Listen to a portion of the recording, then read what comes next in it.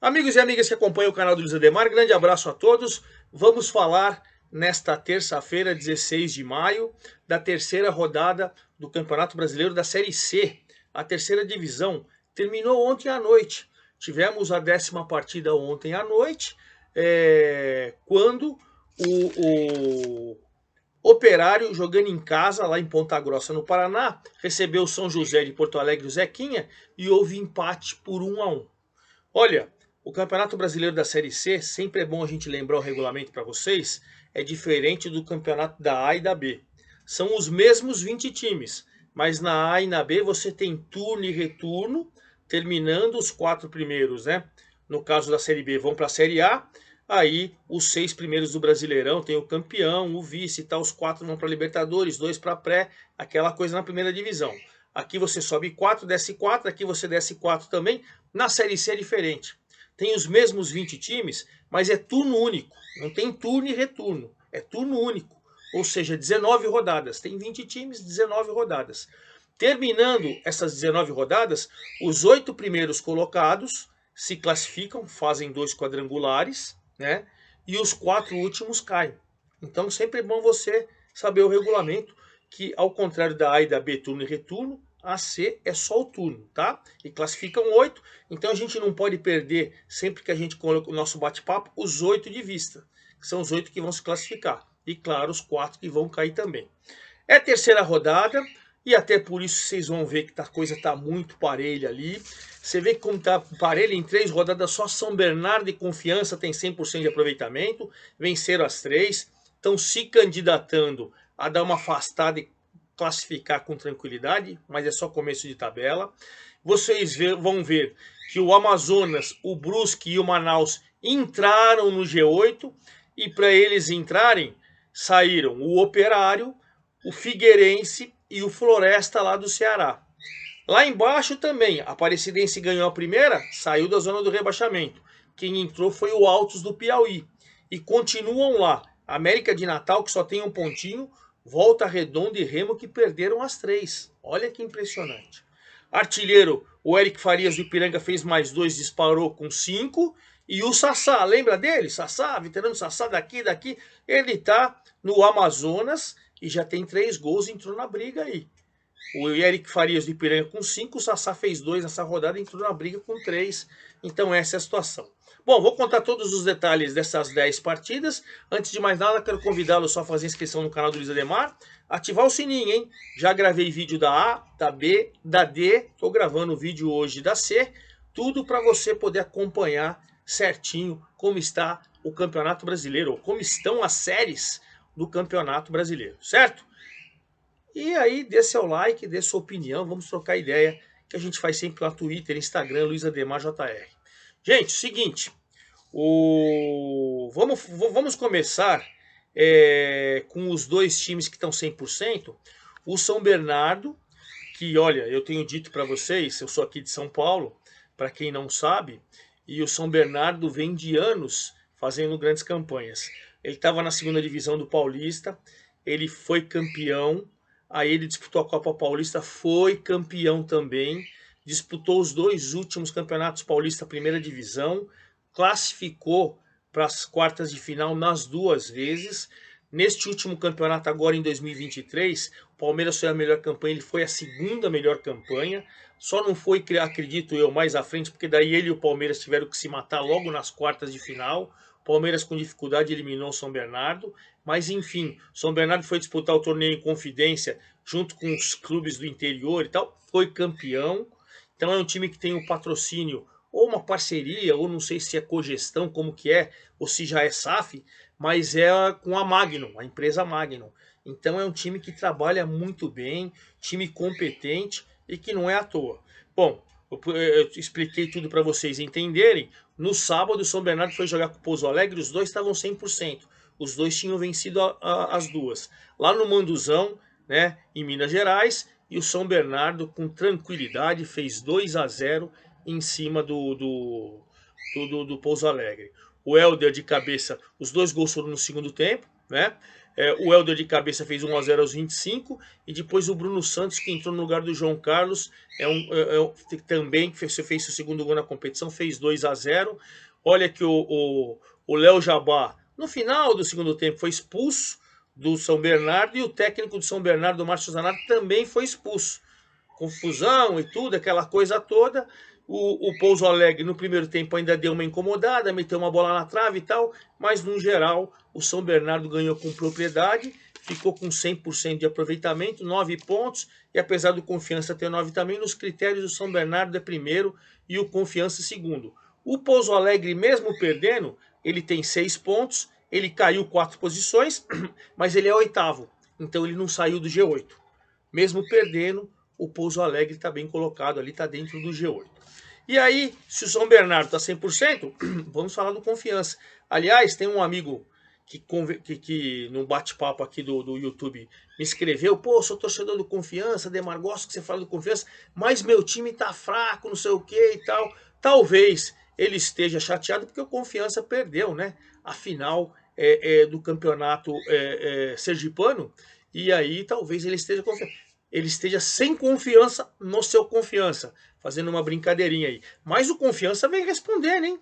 Confiança vem respondendo, Vinícius Eutrópio fazendo um grande trabalho, recebeu o Figueirense, tradicional Figueirense, que estava ali brigando também para a parte de cima da tabela, e venceu com o gol do William Santana, aos 29 do primeiro tempo, conquistou 3 pontos mágicos. Mágicos porque São Bernardo e Confiança tem 9, né? Se você pegar o Operário, que hoje é o 9º colocado, está fora do G8 com 4, abriu 5. Quase 2 rodadas. Isso é importante, para que vai ter 19 rodadas, é importante você ir abrindo. Então Confiança abriu, foi para 9, e olha, você vê que a vitória em cima do Figueirense, o que acontece? O Figueirense acabou saindo do G8. Ele caiu 6 posições, era o 5º colocado. Agora o Figueirense é o 11º. Claro, tá tudo muito ali próximo, mas você vê o que uma vitória faz, e o Confiança deu aquela disparada, né? 9 São Bernardo e Confiança, que aliás, eu vou até fazer aqui uma antecipação dos resultados do final de semana. Final de semana jogam São Bernardo e Confiança, em São Bernardo do Campo. Alguém vai pular na ponta e disparar líder isolado, ou se empatar, os dois vão a 10. Enfim, de qualquer maneira, esse jogão, sábado vai ser 16 horas, os dois 100%. Um vai deixar de ser 100% ou os dois, né, se empatar. Mas enfim, esse vai ser o grande jogo do final de semana. Vamos falar então do Ipiranga, que é o terceiro colocado com 7 pontos, que olha, o Ipiranga colocou o Paysandu numa crise. Acabou de contratar o Marquinhos Santos, tinha mandado embora, vocês lembram, né? O Márcio Fernandes e tal. O Ipiranga meteu 5-0 em cima do Paysandu, lá em Erechim, no Rio Grande do Sul. Foi o primeiro jogo da rodada, na quinta-feira, lá dia 11 de maio. 5-0, o artilheiro Eric Farias marcou 2 vezes, foi para artilharia, tinha 3, foi para 5 gols. João Pedro, William Barbio marcou outras 2 vezes. O Paysandu teve o Edilson expulso aos 4 do segundo tempo, né? Mas quando ele já estava perdendo o jogo. É verdade que era por 1-0, mas com 1 a menos, o time desabou e o Ipiranga meteu 5 no Paysandu, que anunciou essa semana a contratação do Nenê Bonilha, experiente jogador de meio campo, para ver se dá suporte. Marquinhos Santos chegou e não está conseguindo arrumar a casa, hein? Situação complicada do Paysandu, que não foi nem para a final do estadual e deve ficar na terceira colocação. Já ganhou o primeiro jogo e tal, mas isso o torcedor pouco importa, né? Bom, com os resultados, o Ipiranga, junto com o Botafogo da Paraíba, tem 7 pontos, mas nos critérios ele é o terceiro. E o Paysandu caiu 2 posições, agora é o 15º, tá próximo da zona do rebaixamento, hein? Vamos ver se o Papão da Curuzu resolve, cara. Tá complicado. Já o Botafogo da Paraíba, que também tem 7 pontos, só para vocês entenderem, o Ipiranga já estava no G8, subiu 3 posições e virou terceiro. Então ele era sexto, agora virou terceiro, mas continua no G8. Quem tem 7 pontos com ele, mas dos critérios é o quarto, é o Botafogo da Paraíba. Assisti esse jogo na TV, foi jogar com a América de Natal 2-2, lá em Natal, lá na Arena das Dunas. O Iago deu um tapa na bola, logo com 12 minutos faz 1-0. Ainda no primeiro tempo, o Jailson, numa rebatida do goleiro Everton, que deu uma falhada ali, empatou. Veio o segundo tempo, o Marco Antônio virou aos 6 e por sorte teve um pênalti para o América. O Alisson Pernambucano foi lá e cobrou 2-2.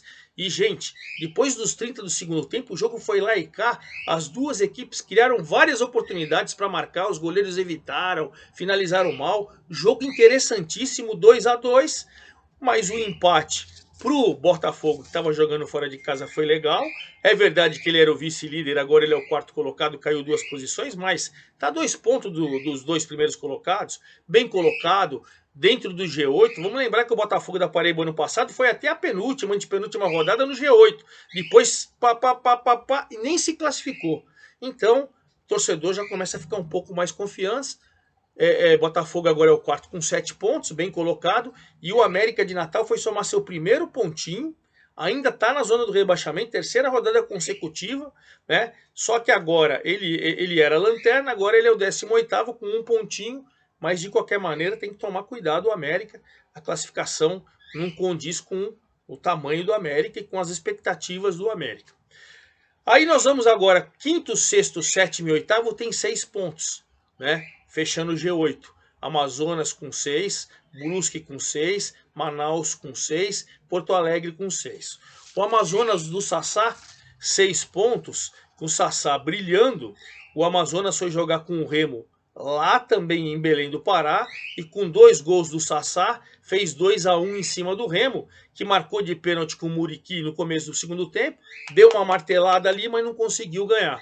Então no duelo da Onça, o Amazonas contra o Leão, o Remo, a Onça fez 2-1, 2 gols do Sassá, e aí o Sassá é o vice-artilheiro da competição com 3 gols, né? E essa vitória deixou o Manaus, que era nono, estava fora do G8, na 5ª colocação, ou seja, ele entrou, né? E o Remo lanterna, perdeu as 3. Paysandu e Remo, então não se acertaram, hein? Futebol forte, tradicional de Belém do Pará, tá em baixa, pelo menos nesse começo de Série C. Outro que tem 6 nos critérios é o 6º, e entrou também no G8, era o 11º, e agora é o 6º, é o Brusque. O Brusque, que jogando em casa, fez um jogo aguerrido, um jogo difícil contra o Volta Redonda, 3-2. É verdade que o Brusque abriu 3-0. Guilherme Queiroz, Madison e Gemerson. 3-0, jogo fácil e tal. Aí o Henrique Silva faz pro Botafogo, pro Volta Redonda aos 28 do segundo tempo, e o Douglas Esquilo faz aos 33. E aí, os minutos finais, o Brusque deu aquela desesperada, segurou, marcando, e o Volta Redonda foi em cima porque tá mal, mas não conseguiu chegar ao gol de empate. E eu falo que o Volta Redonda tá mal porque o terceiro jogo é a terceira derrota. Junto com o Remo, são os 2 times que não venceram, não pontuaram nem nada. É o 19º colocado. Nos critérios, o Remo ainda está atrás. Já para o Brusque, 6º era o 11, entrou na 6ª colocação, voltou para o G8, dar uma tranquilizada para sua torcida. O Manaus, que também voltou para o G8, jogou em casa com o Altos do Piauí, fez 1-0, pouco meio que no sufoco, embora tenha jogado melhor que o Altos. Gol do Charles cobrando o pênalti aos 25 do segundo tempo. E o Manaus, que anunciou a contratação do João Lucas do Vila Nova, está ainda dando uma reforçada no seu elenco. Bom para o Manaus, que subiu, era o 12º, agora é o 8º colocado, o 7º colocado, 6 pontos, e jogou o Altos na zona do rebaixamento com 1 pontinho só, hein? O Altos entrou na zona do rebaixamento, quem saiu foi a Aparecidense. Altos do Piauí tem que tomar um cuidado. E fechando o G8 também com 6 pontos, o Pouso Alegre, que eu tinha falado para vocês, tinha perdido do São Bernardo. Então o G8 tem São Bernardo 9, Confiança 9, Ipiranga 7, Botafogo da Paraíba, o Belo 7, Amazonas 6, Brusque 6, Manaus 6, Operário 6.